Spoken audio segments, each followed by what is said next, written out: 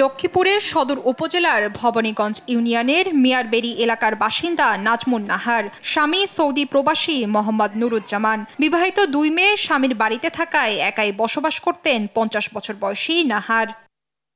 মঙ্গলবার ভোরে ঘর থেকে বের হয়ে ওই বাসার দরজা খোলা দেখে ভেতরে প্রবেশ করে হাত পা বাঁধা নাহারের মরদেহ পড়ে থাকতে দেখে প্রতিবেশীরা। পরে মেয়েদের খবর দেন তারা।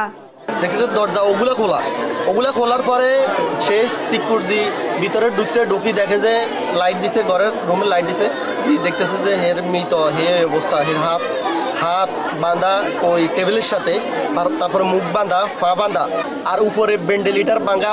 স্বজনরা বলছেন, ডাকাতি করতে ঢুকে নাহারকে হত্যার পর বাসায় থাকা স্বর্ণালংকার, টাকাসহ মূল্যবান জিনিসপত্র লুট করেছে দুর্বৃত্তরা। তাদের ধারণা, সোমবার রাতের কোনো এক সময় বাসার পাশের আমরা গাছ দিয়ে উঠে ভেন্টিলেটর ভেঙে ঘরে ঢুকে দুর্বৃত্তরা। পরে নাহারকে হাত পা বেঁধে শ্বাসরোধে হত্যা করা হয়।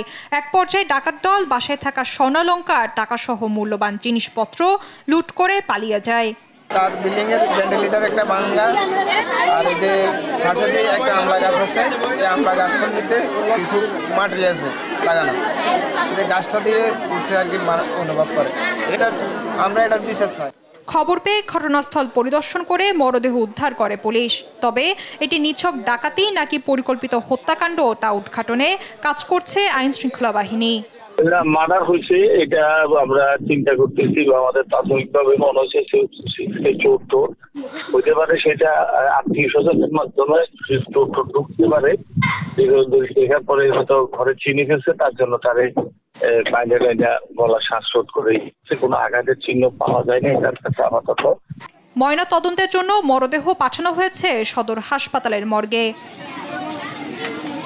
নিউজ ডেস্ক, দেশ টিভি।